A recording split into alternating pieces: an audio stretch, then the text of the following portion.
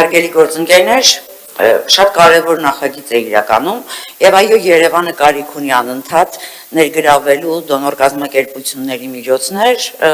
Երևանի կայուն զարգացման ապահովման համար շատ մեծ աշխատանքի դաշտ կա իրականում ահռելի նույնիսկ ամոթալի է որ այն քայլերը որոնք մինչև հիմա արել են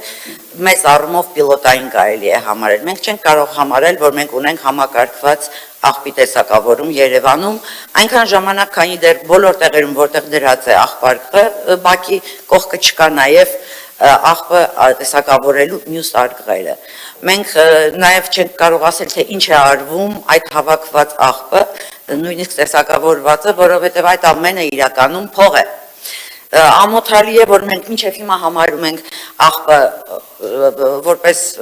խնդիր այլ ոչ որպես եկամուտ քաղաքի համար իրականում աղբի տարբեր տեսակներ կարող են քաղաքին եկամուտ բերել եթե ճիշտ վերանմշակվեն եւ օգտագործվեն մեզ համար անձրևաջուրն է խնդիր եւ մտածում ենք ոնց անենք որ գնա անձրևաջուրը այնինչ անձրևաջուրը պետք է հավաքել եւ օգտագործել թե փողոցները լվանալիս թե այլ ռոռոկման եւ այլ աշխատանքների համար այս ամենը կայուն զարգացման մասին է որտեղ մենք իրականում շատ հեռու ենք մենք հեռու ենք այնքանով որ այո մենք ընդունվում են որոշումներ թե այս դահլիճում թե ազգային ժողովում օրինակ պլաստիկի տոպրակները դարձրեցին վճարովի ստուգել եք որքանով է քչացել տոպրակների կիրառումը իմ դիտարկմամբ շատ քիչ տարբերությունը շատ քիչ է միևնույն ժամանակ դուք վճարում եք պլաստիկ տոպրակի համար բայց անվճար հետը ստանում ես մի ամբողջ փունջ ամեն ինչ մեր սուպերմարկետները դնում են պլաստիկի ամանների մեջ, չգիտես ինչու, եւ դրա դեմ որևէ մեկը չի ուզում պայքարել։ Ավելի շատ մեծ թվով պլաստիկ այդ ամաններից է գոյանում, խնձորից սկսած մինչև թխվածքաբլիթ եւ ընդեղեն փաթեթավորում են պլաստիկների մեջ։ Սա աննորմալ է եւ այս քաղաքը խոսում է կայուն զարգացման մասին։ Մենք ապրում ենք քաղաքում, որտեղ մեքենաները առանց կատալիզատորի են։ Եվ դա էլ շատ հանգիստ մարդիկ նայում են եւ որևէ մեկը լուծում չի տալիս։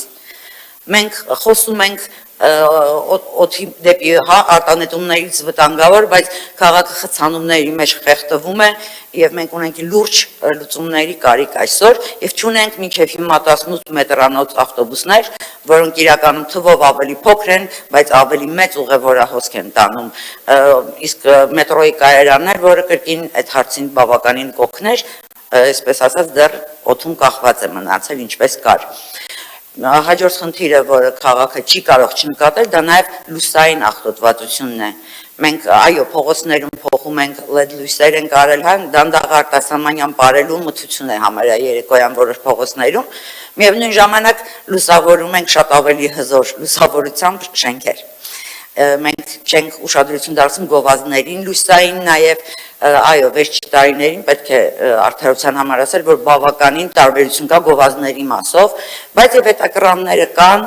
այդ աղտոտվածությունը կա եւ ամենակարևորը ինչ է որ մեր ծրագրերը, որոնք մենք այստեղ հաստատում ենք, թե ազգային ժողովում են հաստատվում չմնան որպես պիլոտային, որպես երբ գան եվրոպացի ցույց տանք, որ այս ձևի համար նմուշի համար ունենք, տեսեք, սոխտավորման աղբի աղբարկ, բայց իրականում մեծամասամբ մեր կյանքը չլինի այդպիսին, չլինի բնության մասին մտածելով